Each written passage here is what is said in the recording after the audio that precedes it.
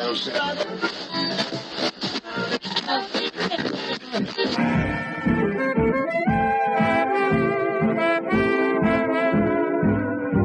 is the Relic Radio Show, old-time radio entertainment still standing the test of time, from relicradio.com.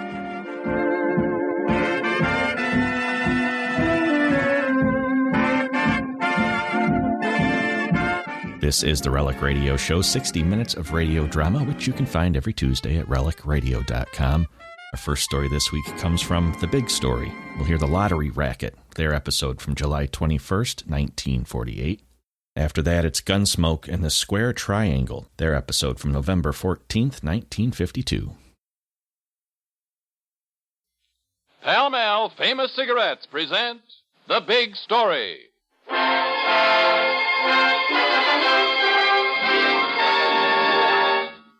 You're sure everything is all right, Tiny? Sure, I'm sure. We phoned that reporter and told him there was a story waiting for him here, so he... Hey. What is it? There he is now. That's the reporter. Wait until he comes closer. Wait until he turns into the walk. You don't want to miss him, do you, Tiny? Miss him? When I get through unloading this rod, that reporter's going to look like a Swiss cheese.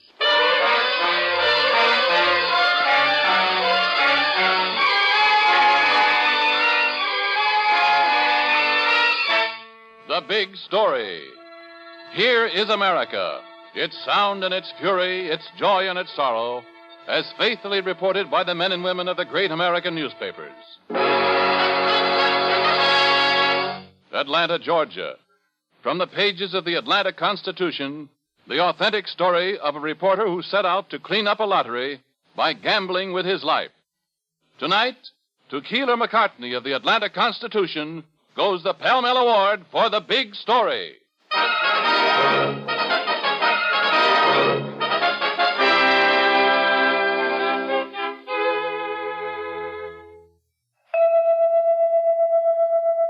Of all America's leading cigarettes, only one is outstanding. Only one is outstanding. It's the longer, finer cigarette. Pall Mall. Look at a Pall Mall. It looks good. Feel a Pall Mall. It feels good. Taste a Pall Mall. It tastes good. Smoke a Pall Mall. It smokes good. Now you've discovered why so many of your friends have changed to Pall Mall, the longer, finer cigarette. For Pall Mall's greater length of traditionally fine, mellow tobaccos filters the smoke on the way to your throat. That's important. Yes, Pall Mall's greater length filters the smoke on the way to your throat. Gives you that smoothness, mildness, and satisfaction no other cigarette offers you. Of all America's leading cigarettes, only one is outstanding. Only one is outstanding. The longer, finer cigarette in the distinguished red package. Pall Mall Famous Cigarettes. Outstanding. And they are mild.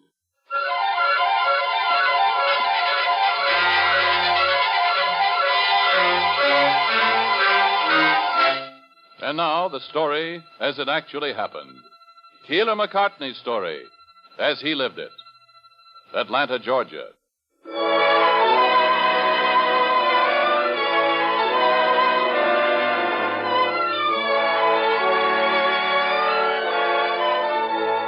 You are Keeler McCartney, police reporter for the Atlanta Constitution.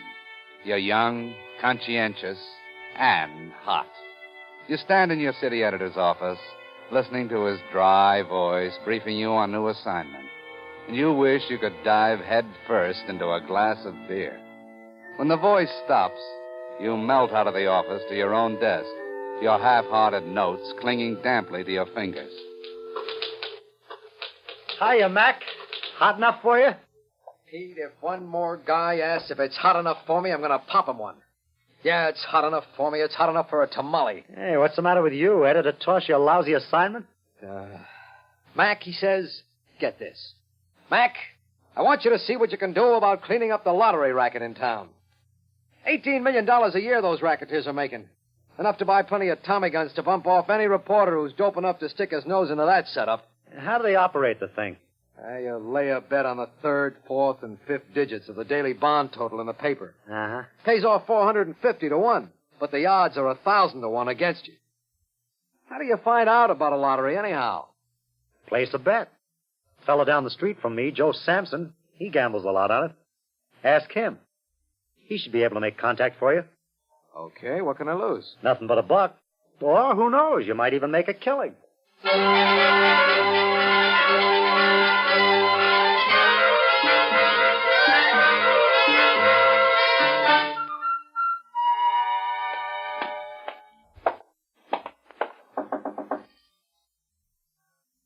Hey, is anybody home? Oh, I'm outside in the garden. Oh, didn't see you.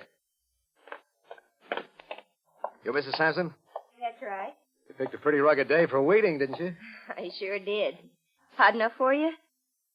Yeah, it is. I'm looking for Mr. Sampson. Is he in? Why, no. I wanted to ask him about placing a lottery bet. Get out of here. Oh, now, wait a minute. You don't understand. I understand enough. You're a writer, aren't you? Well, sure, I'm a reporter, but... A reporter? Yeah. Oh, I'm sorry.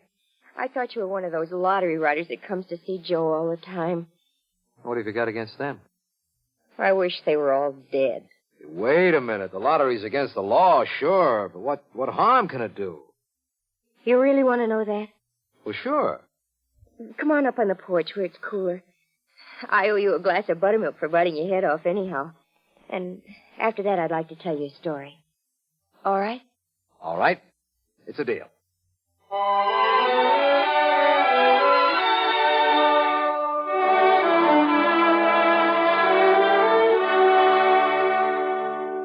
Maybe it's not much of a story, Mr. McCartney. It's the kind of thing that probably happens to a lot of people. The thing is, this time it happened to Joe and me. We were married about a year then when... Mrs. Sampson, I gotta hand it to you. I married the best-looking gal in the state and the best cook in the world. Oh, Joe. Now that am good apple pie. Sour as a banker's disposition. Oh, say, that reminds me. I put some money in our bank today. Our bank? Mm-hmm. The blue teapot on the kitchen counter. I call that our bank. Oh, the First National Sampson, huh? I put in another $3, Joe. You're saving so you can be independently wealthy? Joe, you haven't forgotten. Forgotten what? The house out on 5th Street. The white one with the blue shutters and the peach tree in the yard. Oh, what about it? Oh, it's going to be ours someday. That's what about it. Just as soon as we can fill that teapot with enough $3 to buy it. You sure think in slow motion, Jeannie. I'll figure out a way to make a pile of dough fast, and we'll move into that house next year. Oh, no, Joe, no. If we just save a little bit each week, we'll have it soon enough. Oh, it's better that way, Joe. Honest. Okay, honey, have it your way. You go ahead and save the pennies in the teapot, but I'm going to see if I can throw in the dollars. Hey, how about another piece of that apple pie?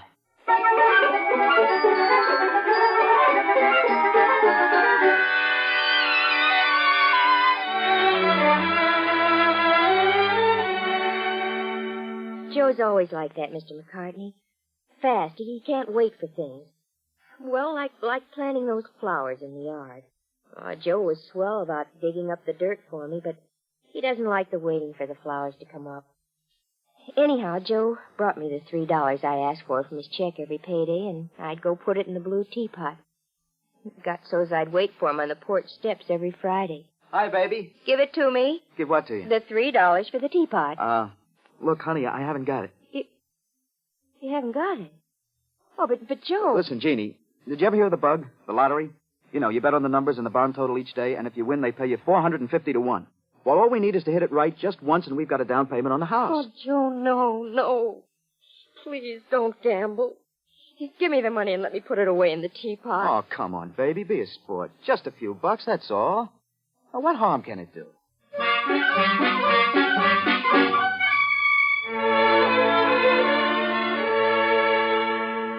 Jeannie, what are you doing in here? What are you doing, Joe? What do you want with that teapot? Look, honey, I got a especially lucky feeling today, see? I just want to borrow a couple of bucks from the teapot for the bug. I'll put it back tomorrow.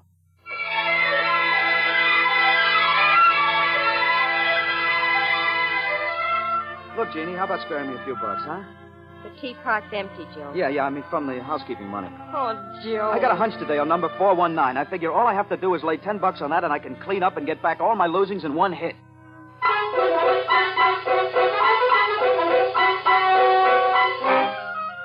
Joe, you've got to bring me a check home next week. I can't pay the bills. You've got to stop gambling. How can I stop? I got to make up my losses, don't I? But there ain't no buts, I tell you. I got to make dough fast, and there ain't no faster way than the bug. Oh, look, Jeannie. Don't be mad at me. I got a feeling, honey. I'm going to be lucky tomorrow.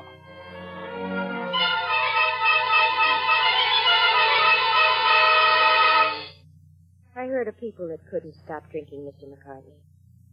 Men who kept on drinking even when it made them sick. Well, that's how gambling is with Joe now. Something rotten, something he can't get away from, even though it's like poison and he's sick with it. Last night I sat across the table in the kitchen just looking at him. Watching him kind of sit there and fall away into little pieces. Just looking at him. What the devil are you looking at? You... Oh, quit it. I'm sorry. Sorry. Do you always have to be sorry? I'm sorry. Why don't you give it up, Joe? What are you talking about? The lottery. Give it up, Joe. Why don't you give up picking on me? I'm not picking on you. Yes, you are. I don't bet because I want to. I bet because I'd be a dope to stop now. I've lost too much to quit now, and my number's going to come up. You know it won't. It's got to come up someday, doesn't it? And when it does, we'll be rich. Rich? What do we want to be rich for? We just want to save enough to put in our bank. Yeah, sure. Lousy nickels and pennies to put in the bank so we can buy a house when we're 80. That's not true. You know it isn't. We had lots of money in the bank before. Before what? Well, go ahead, say it. Before I robbed the bank to gamble, that's what you were going to say, right? No, Joe. Before Joe robbed the bank, before Joe swiped the money. I'm not blaming you. You just think I robbed your lousy bank, that's all. No, I don't. All right, I did. I robbed the lousy little broken-down teapot. I swiped the money and I left it empty. Lousy little teapot with a lousy little broken handle. It's all empty. Look at it.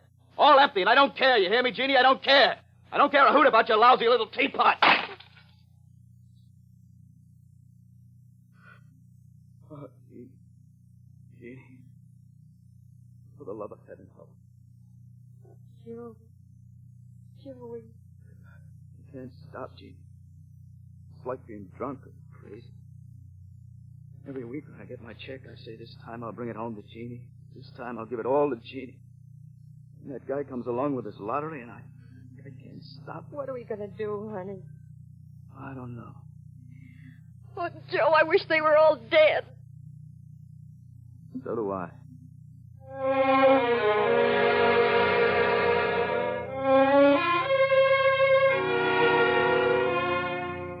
You, Keeler McCartney, feel a slow burning anger that starts deep in your guts and rips its way up to the lump in your throat. You're suddenly ashamed because you can still hear yourself saying carelessly, The lottery? What harm can it do? and now you know. Can't anybody do anything to stop it, Mr. McCartney? I don't know. I sure don't know what one guy with a typewriter can do against thousands of guys with lottery sheets and Tommy guns, but... Well, I'm going to try.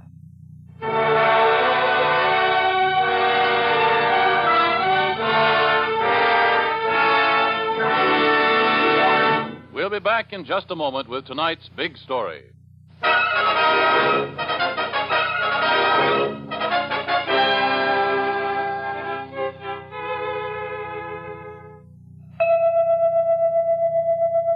Of all America's leading cigarettes, only one is outstanding. Only one is outstanding. It's the longer, finer cigarette. Pall Mall. Look at a Pall Mall. It looks good. Feel a Pall Mall. It feels good. Taste a Pall Mall. It tastes good. Smoke a Pall Mall. It smokes good. Now you've discovered why so many of your friends have changed to Pall Mall, the longer, finer cigarette. Pall Mall. Good to look at. Good to feel. Good to taste. And good to smoke.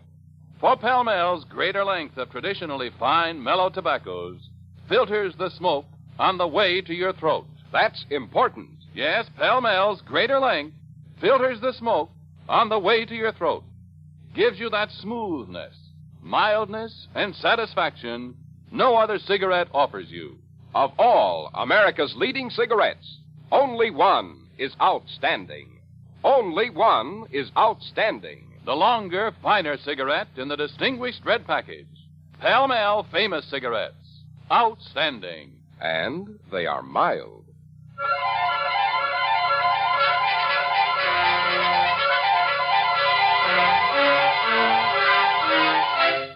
This is Cy Harris, returning you to your narrator and the big story of Keeler McCartney as he lived it and wrote it.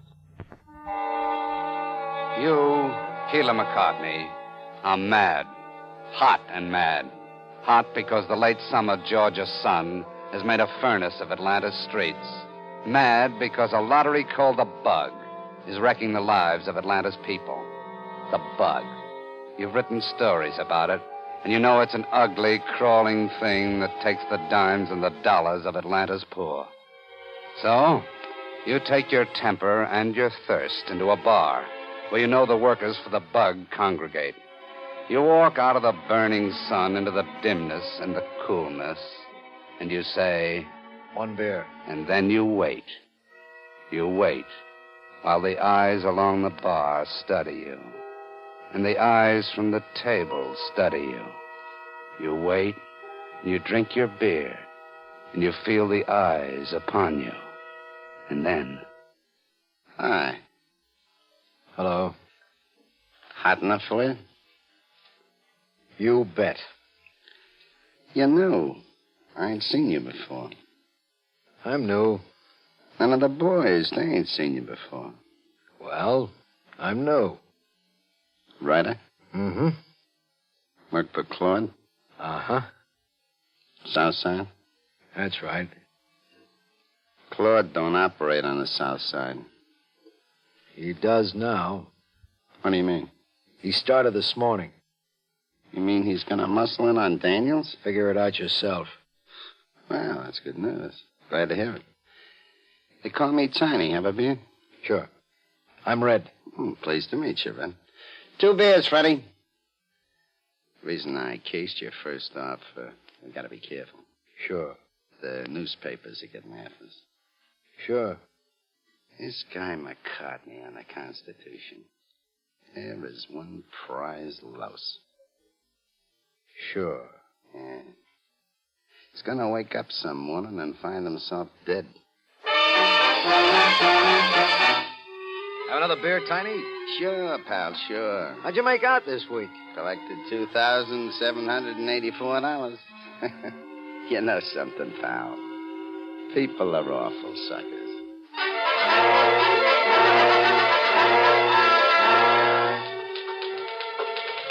Congratulations, Mac. Those stories of yours on the Bug are beginning to pay off. The cops picked up 3 lottery bosses again yesterday. They're only the little guys, Pete. We have to get the big ones. The biggest one. Well, go to it. Sure. Trouble is, I don't know who he is.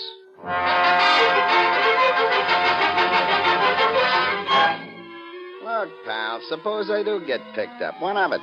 This lawyer the boss hired can get a charge buried for years. Great guy, the boss. I never met him. Great guy. Never comes around here, does he? The boss? In a crumb joint like this? Don't be funny. Dan Hurlbut is a gentleman.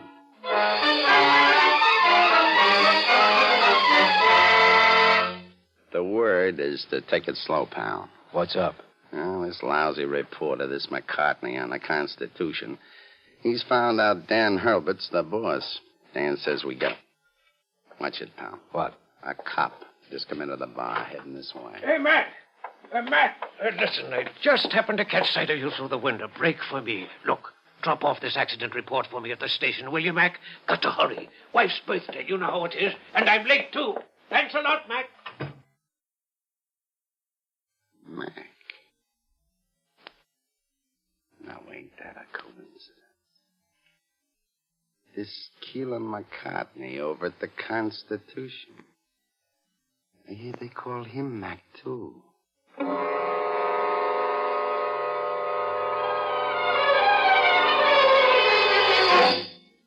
That's it. He knows. They all know. A sudden, ugly silence falls over the bar, and all those eyes turn toward you again. All those ugly, pig-like eyes. You stand up. You put a hand into your hip pocket. Your back towards the door. Slowly, slowly, keeping a steady watch on Tiny and his pals.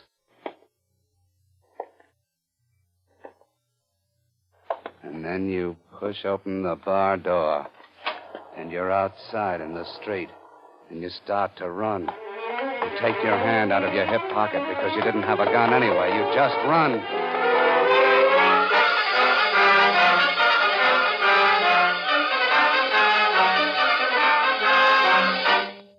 Just how much do you think this McCartney person knows about us, Tiny? Well, you know how it is, Mr. Hurlbut. Some of the boys ain't careful like me. Some of the boys get a little liquored up and they talk too much. In other words, Tiny, it might be advisable to liquidate this reporter? Like you say, Mr. Hurlbut, liquidate. If we could figure out some way to entice him to the Yellow House. Do you think we could entice McCartney to the Yellow House, Tiny? Sure, I'll have Blanche call him with a phony story. Just tell me when you want him, Mr. Hurlbut. Just tell me when.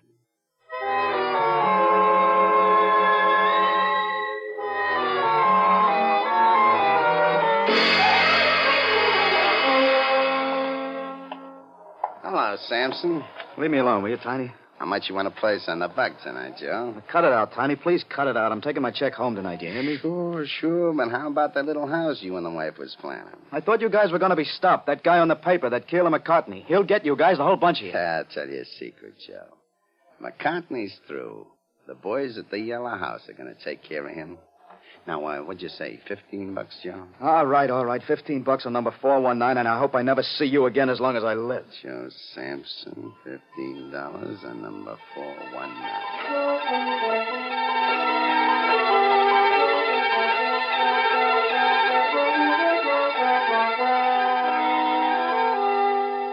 You're sure everything is all right, Tiny? Sure, I'm sure, Mr. Hurlbut. Blanche telephoned McCartney, told him there was some kind of a story here.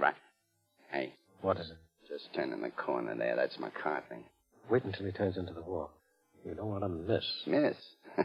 When I get through unloading this rod, that reporter's going to look like a Swiss cheese. I sincerely hope so. Now, wait, Tiny. Wait until he turns into the walk. Just another few steps, Tiny. Just a couple more steps now. Mr. McCartney! Gene, what are you doing here? I just called your office and they told me where you were going. And Joe just told me what the writer said to him. What writer? The one called Tiny. Tiny? Yeah. What did he say? He said, the boys in the Yellow House will take care of you. In the Yellow House? Yeah, do you know what he meant? The Yellow House? Nope, rings no bells. Oh. Well, thanks anyway, Gene.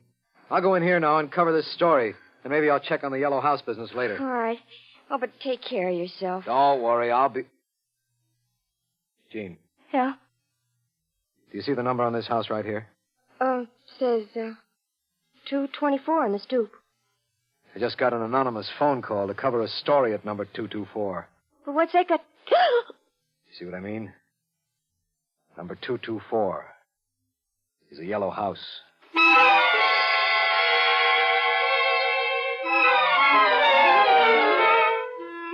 Oh, can you tie that? He beat it. Well, Tiny, that's the second time you've failed me.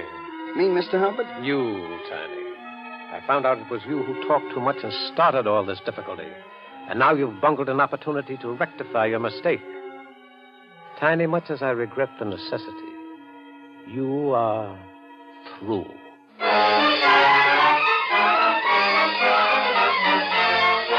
You, Keeler McCartney, know who's behind this plot to erase you? Dan Hurlbut. And you know that he'll get you, too. Unless you get him first. But how? That's the question. How? How can you pin a guy down if nobody will squeal on him, Pete? What's with this Dan Hurlbut character? He made a solid gold? Just about. He treats his writers well, gives them big percentages of the take, protects them when they get in trouble. Uh-oh, more trouble. If it's another anonymous tip, hang up, Mac. It's too hot to go to a funeral. McCartney speaking. This the McCartney that's been writing them stories on the lottery? Yeah, who's this? Nobody. Look, I used to be in the lottery business myself, see? What business you in now? Giving tips to reporters. No, thanks. You'll want to hear this, McCartney. A guy by the name of Dan Hurlbut has 70 cases of whiskey stored in a garage over on Melrose Avenue, see? And he ain't got no permit for 'em, see? Yeah, I see. Guys with no permits for storing whiskey can get arrested. Suppose you take it from there, Mac. Hey, wait a minute. Now I get your voice. Tiny. Hello. Hello, Tiny. Hello, Nope. Hung up. Another tip? From Tiny, the writer I got mixed up with. Just recognized the voice. He must have had a falling out with Hurlbut. He just squealed on him. Something hot? Hurlbert's got 70 cases of whiskey in a garage on Melrose. To coin a phrase, is that hot enough for you?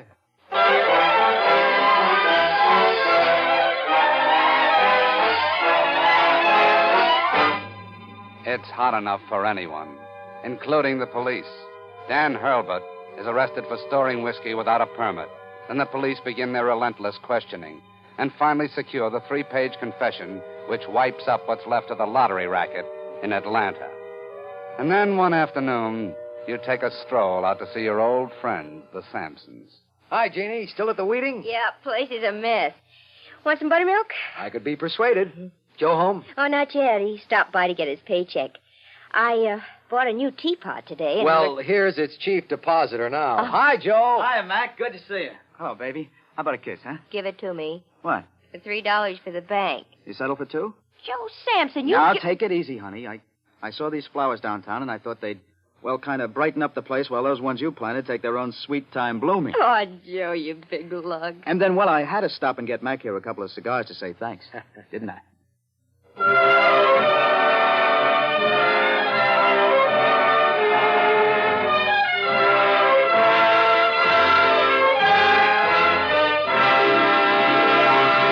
In just a moment, we'll read you a telegram from Keeler McCartney of the Atlanta Constitution with the final outcome of tonight's big story.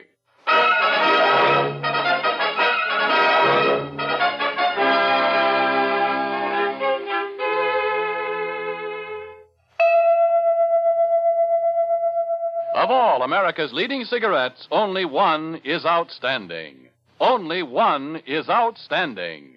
The longer, finer cigarette in the distinguished red package. Pall Mall.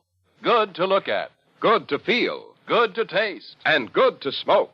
For Pall Mall's greater length of traditionally fine, mellow tobaccos filters the smoke on the way to your throat. That's important. Yes, Pall Mall's greater length filters the smoke on the way to your throat. Gives you that smoothness, mildness, and satisfaction no other cigarette offers you. Remember, Pall Mall famous cigarettes. Outstanding. And they are mild.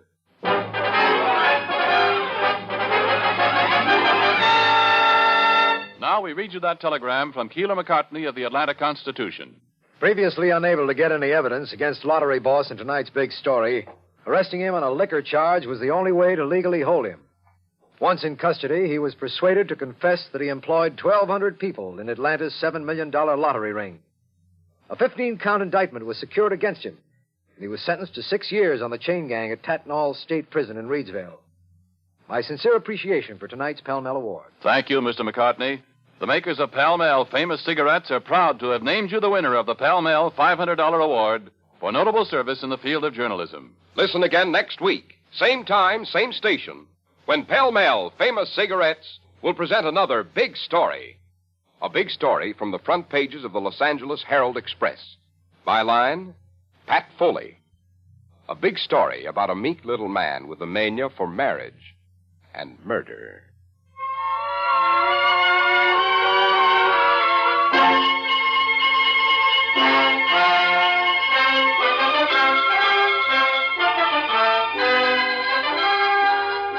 The Big Story is produced by Bernard J. Proctor, with music by Vladimir Zelinsky.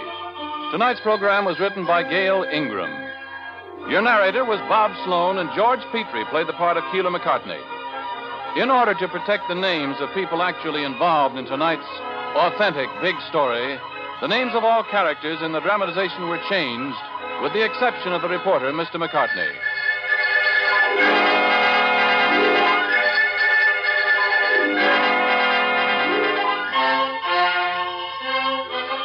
This is Ernest Chappell speaking for the makers of Pall Mall Famous Cigarettes.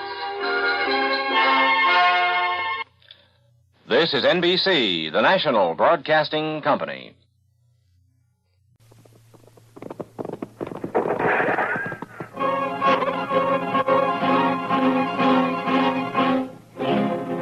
Around Dodge City and in the territory on west, there's just one way to handle the killers and the spoilers. And that's with a U.S. Marshal and the smell of gun smoke.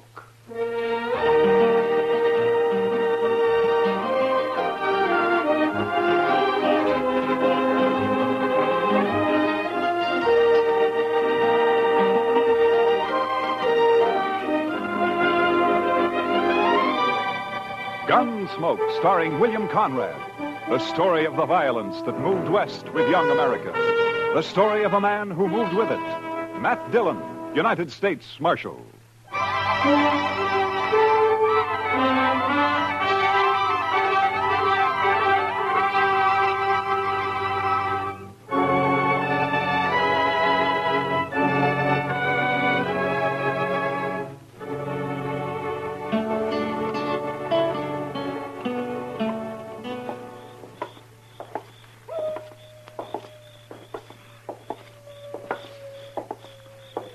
Quiet night, Mr. Dillon. Yeah.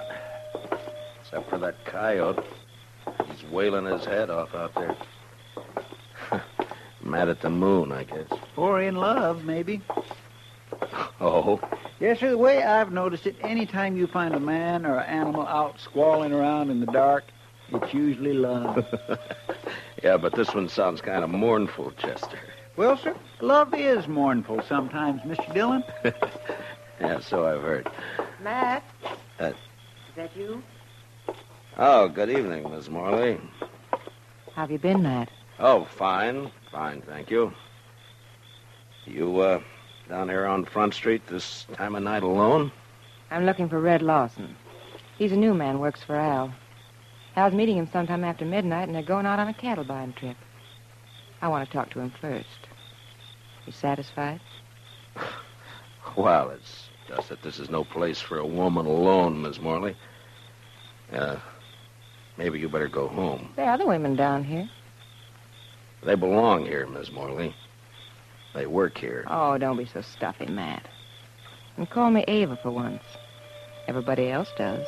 Well, your husband might take exception to that, Miss Morley. Now, you're blaming me for what happened before, aren't you? I'm not blaming you for anything, Miss Morley. I didn't tell him to get into a gunfight over me. It wasn't my fault. I didn't say it was. Chester, you better see that Miss Morley gets home, all right? Yes, sir. I can get home by myself. My, she's pretty as a picture. It makes you wonder. Yeah, maybe you were right, Chester. With a woman like that, love might be kind of mournful.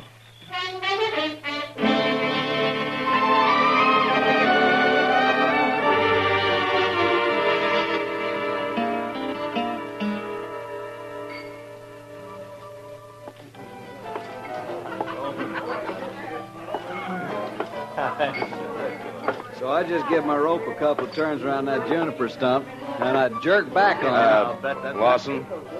Oh, hi, Marshal. I wonder if I could see you for a minute, huh? Yeah, sure. Be right back, boys.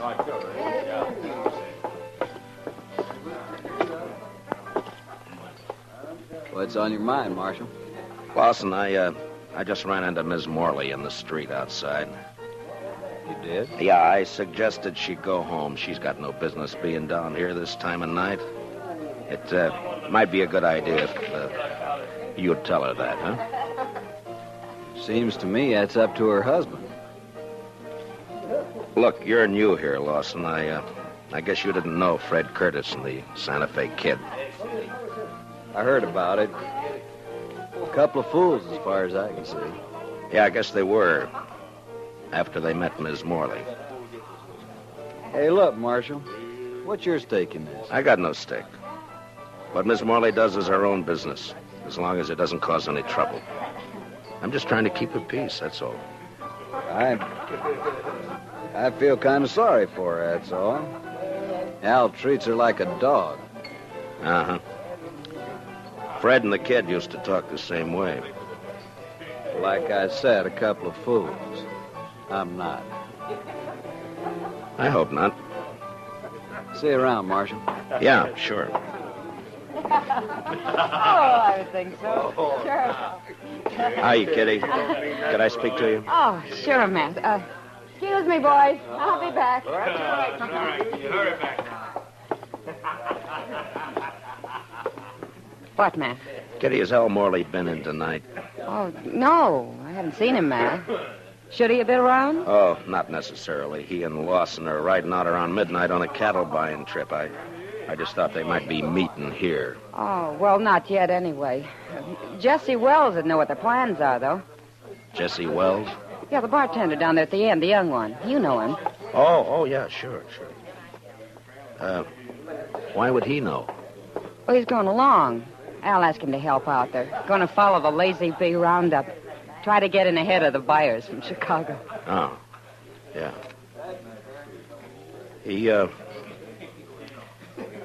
He's a nice-looking kid. I wonder if, Yeah, he's another friend of Ava's.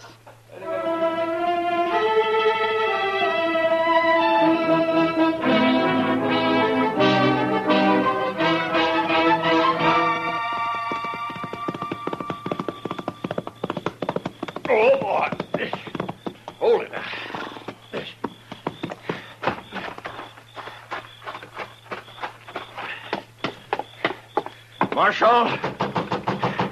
Marshal Dillon. Oh, come on. Wake up, Marshal. All right. Take it easy. Who is it? Jesse Wells, Marshal. Open the door. All right, just a second till I get it. what's the trouble, Wells? Al Morley, Marshal. And you better get your horse, because we got to ride back out there. Out where? What happened? Buffalo Flats.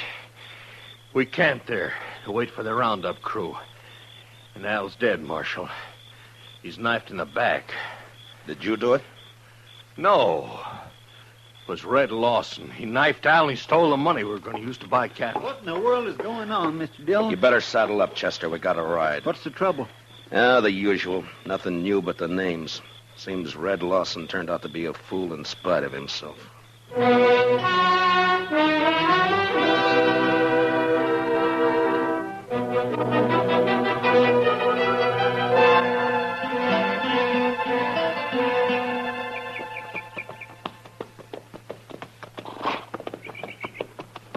Over this way, Marshal. Camp is right there by that plum thicket. Right. Be daylight in another 20 minutes. Hello, boy. Oh. He's laying over there by the bushes. Yeah, I see him.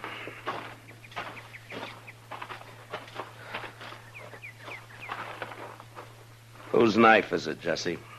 It's Al's. We were all asleep. We built a fire, made some coffee, and then turned in. But wait for daylight, the Lazy Bee bunch planned to work their stock up this way. I see. Yeah, here, Chester. Wrap the knife in something and hang on to it. Huh? Yes, Mr. Dillon. Now, go on, Jesse. What happened? Well, like I said, Marshal Dillon, we were all asleep.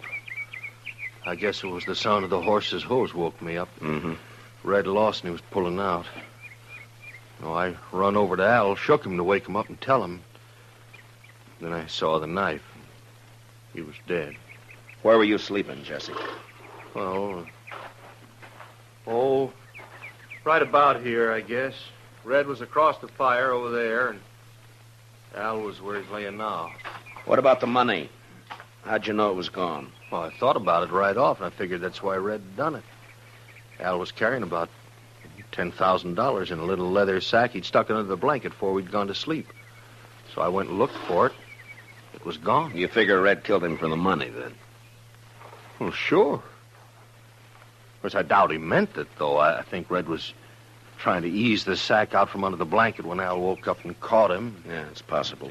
Be light enough to start tracking him in a few minutes, Mr. Dillon. Yeah, sun's poking up over there now. Looks like it's going to be a clear day. Which way'd Lawson head out, Jesse? East. Seem to be following the wagon tracks.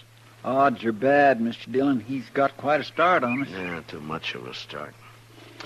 Well, let's load the pack mule, Chester. I think we'll ride back into Dodge and then take the train from there to Abilene, then work back from the east. Say, that's a good idea.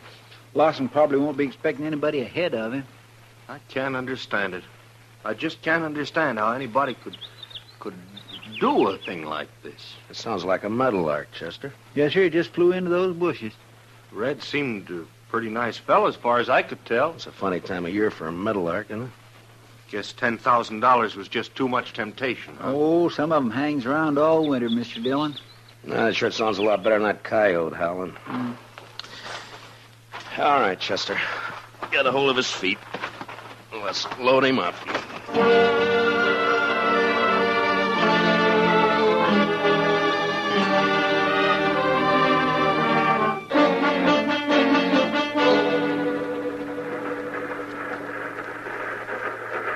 Sumac Creek water tank's right around the bend up ahead of us there. How long we stop here? Oh, about 5 minutes. Just long enough to take on water. Might as well relax, Marshal. It's a long ways yet to Abilene. Why, we ain't but 24 miles from Dodge City. Feels more like 100. These seats are harder than a saddle. Yeah. Say, this here feller you boys looking for, I guess he's a real mean enough. What? Oh, yeah. Mean enough. Well, it's just like I always say. This prairie country ain't never gonna be a law-abiding place to live. Well, every time I pull out of Kansas City on and run west, I'm expecting every minute to be shot or hung or scalped. Chester. What's the matter, Mr. Dillon? Look out the window here. Around the bend there by the water tank. Looks like we don't have to go to Abilene. Oh, yeah. There's some fella waiting to catch a train, I guess. You boys recognize... Is he the one? Yeah. His horse is tied there by the tank.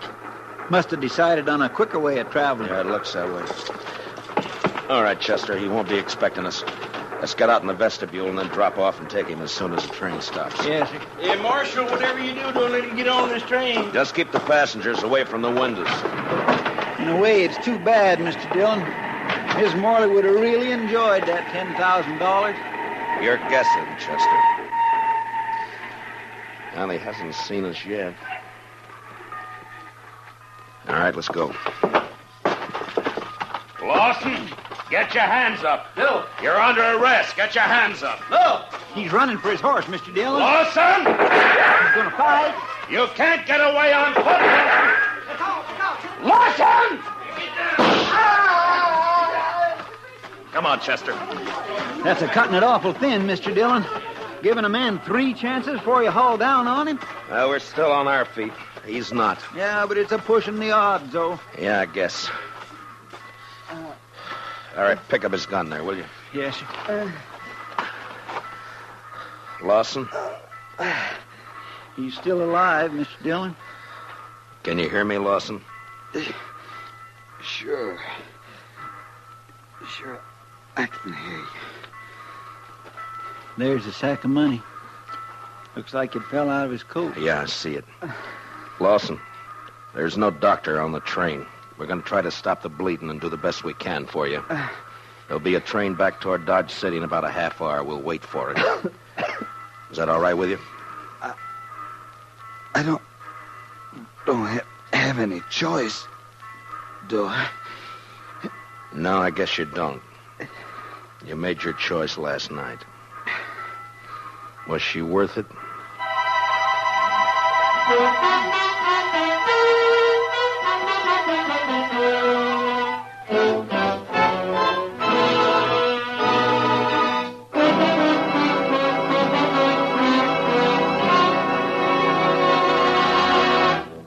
We will return for the second act of Gunsmoke in just a moment. But first, every Saturday night, Gene Autry invites all his friends to visit him at Melody Ranch for a half hour of songs and stories about the Old West. Tune in the Gene Autry Show tomorrow night over most of these same CBS radio stations. Now for the second act of Gunsmoke.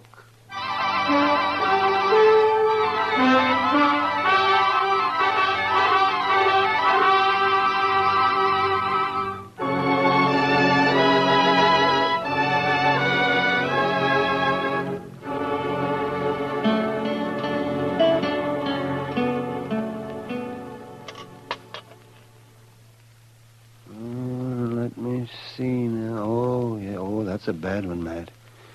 Yes, I'd say the bullet's lying right in against his heart. I just tried to wing him, Doc, but we were both moving. You can't always call him, you know.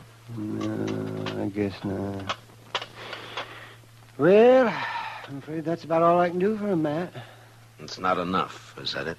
He won't live an hour. Yeah, I wish he was conscious. I want to talk to him. Well, the stimulant might take effect, and then again might not. With this kind of a case, you never know. What is it you're after, Matt? Ms. Morley? Accessory before the fact? She could have been. Mm-hmm. Well, I'm a broken down old man, Matt, but if that woman rolled her eyes at me just once, well, I do not know. I just might. Matt. Yeah. Lawson? Lawson, can you talk? Can you hear me, Lawson? Yeah. Sure. Was Ms. Morley in on it? Nobody was in on it. Did she know you were going to do it? She had nothing to do with it. Was she going to meet you somewhere later? She had nothing to do with it. It was my idea. Nobody else. Lawson. Lawson, listen to me. You're dying. Do you know that? Yeah. Yeah, I know. I can feel it. She wasn't in on it. All right. That's the way you want it. At least Al won't treat her like a dog anymore. What do you mean? I mean, a dead man can't bother anybody. Al? You ought to know you killed him. No. What? He was asleep. I took the money and rode away. And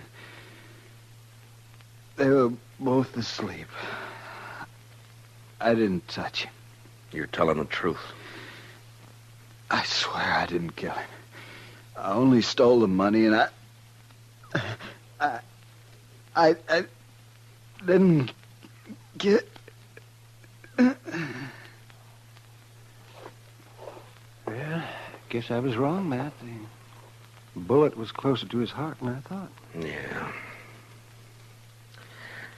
And I was wrong about something myself, Doc. I thought this was the end of it. Now it's wide open again. Wide open.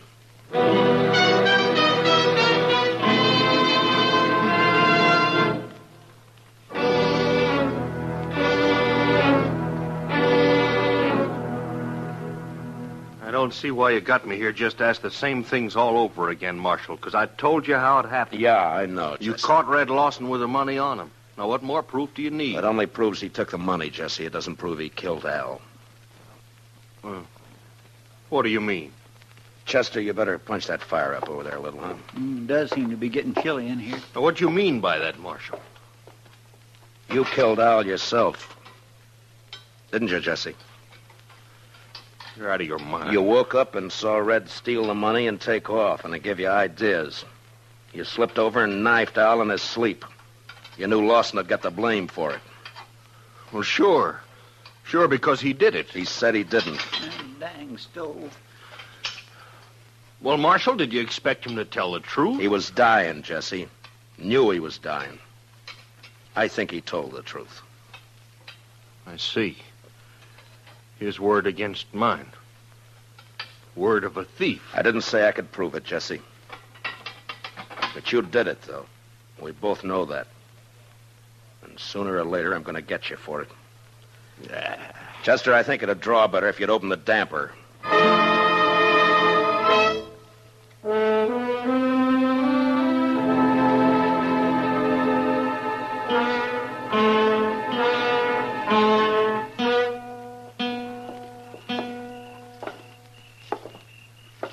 Quiet night, Mr. Dillon. It was a quiet night last night. And 2 men who were alive last night are gone tonight.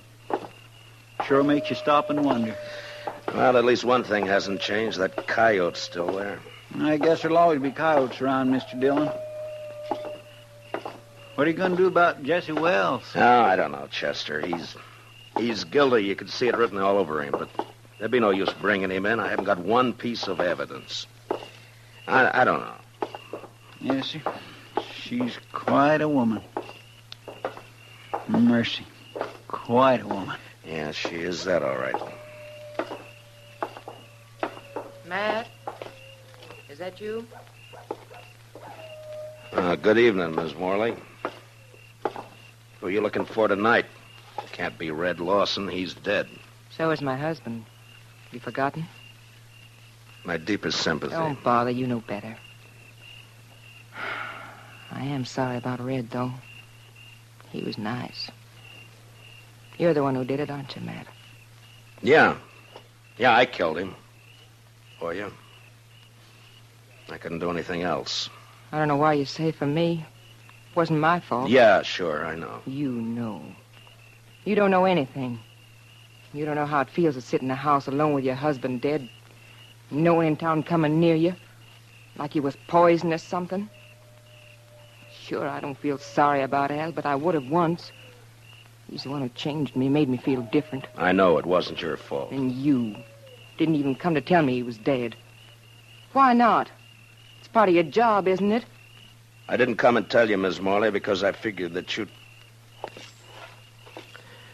Chester? Yes, sir? Would you mind walking on ahead? I'll meet you on the Texas Trail in a few minutes. Well, All right, Mr. Dillon, if you say so. Well, I get some of that every time. Why just send him away, Matt? I was just wondering if you were going to be home later tonight. Well, I could be. Around 10 o'clock, say? Sure, Matt. I'll be there.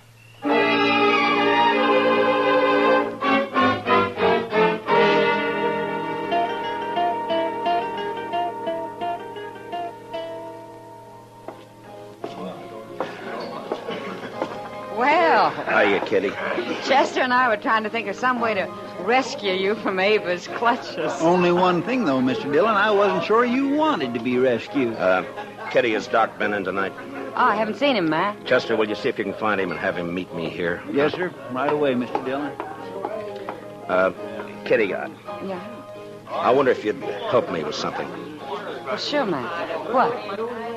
Drop a hint to that bartender, Jesse Wells, that it might be smart to slip out of here and pay a visit to Ms. Morley's around, say, 9:45 tonight. All right. Is it anything you can talk about? I don't exactly know how to talk about it, Kitty. I got a murder on my hands. I know who the killer is, and I can't touch him. So? So I'm going to try to make him touch me. Oh. All right, Matt. I'll take care of it. Will you be around for a while? Yeah. I'll be here till about 10.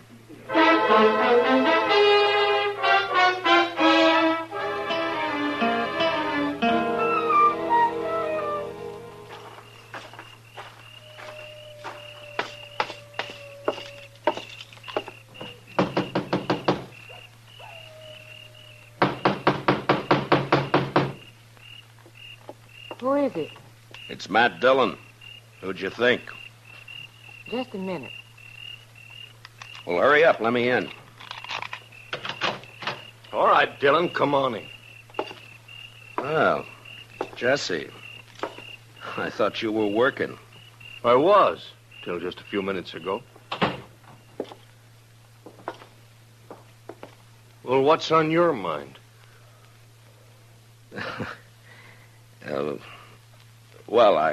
I think Mr. Dillon probably wants to ask me some questions or something. Yeah, I do, as a matter of fact. Jesse Wells, for instance. What? He didn't tell me he was going to be here, Ava. Well, What do you mean she didn't tell you? Wait, Ava, what about this? You were expecting him. You knew he was coming. Of course you knew I was coming. You and Matt Dillon. For how long? And what kind of a fool does that make me? I'm afraid you were born a fool, Jesse. That's why she picked you. She's so wonderful, you said if only Al didn't stand in our way. I didn't tell you to kill him.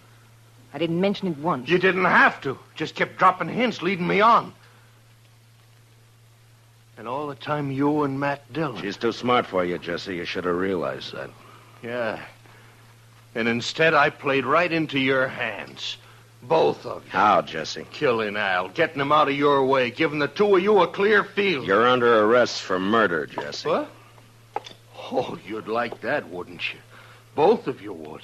Sit around and laugh about it while you're waiting for me to hang. I said you're under arrest. Now hand over your gun. No, you don't, Dillon. You're not going to carry it that far. You're not taking me in for something both of you wanted me to do. Hand over your gun, Jesse. You want my gun, you got to take it away from me. Get away from the door. Oh, sure, I'll get away from it. Hold it, Mr. Wells!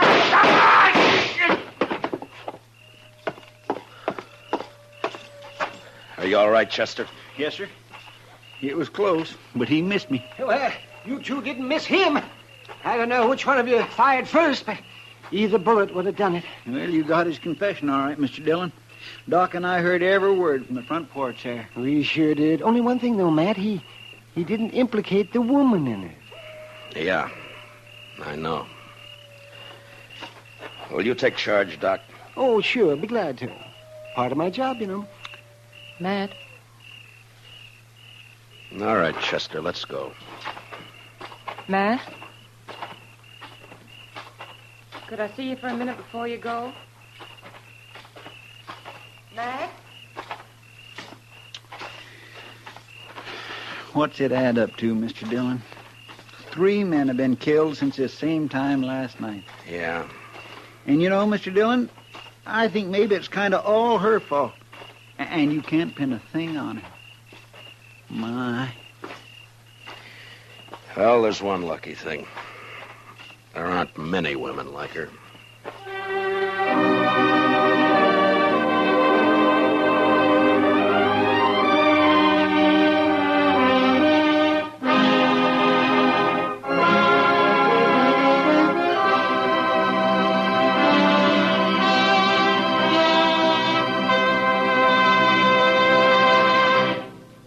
Gunsmoke, under the direction of Norman Macdonald, stars William Conrad as Matt Dillon, U.S. Marshal. Tonight's story was specially written for Gunsmoke by Les Crutchfield, with music composed and conducted by Rex Corey. Featured in the cast were Lillian Bayef, with Harry Bartell, Lawrence Dobkin, and Jack Crucian. Parley Bayer is Chester, Howard McNear is Doc, and Georgia Ellis is Kitty. Gunsmoke is heard by our troops overseas through the facilities of the Armed Forces Radio Service. Join us again next week as Matt Dillon, U.S. Marshal, fights to bring law and order out of the wild violence of the West in Gunsmoke.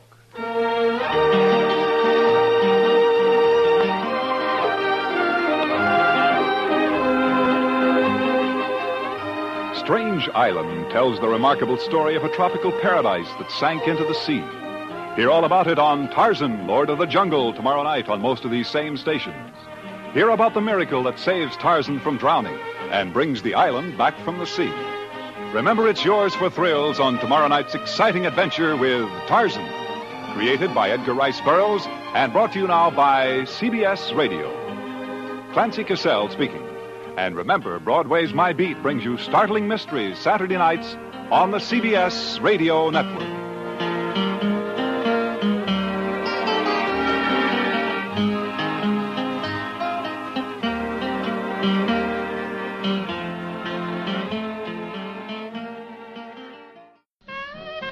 That's the Relic Radio Show for this week. I'll be back next Tuesday with another hour. In the meantime, if you want to find more from the Big Story, Gunsmoke, this podcast, all the others, just visit relicradio.com. Our Shoutcast stream is up and running there as well, and you can donate through the website and help make all of this possible. My thanks, as always, to those who have helped out. Thanks for joining me today. Be back next Tuesday with another episode of the Relic Radio Show.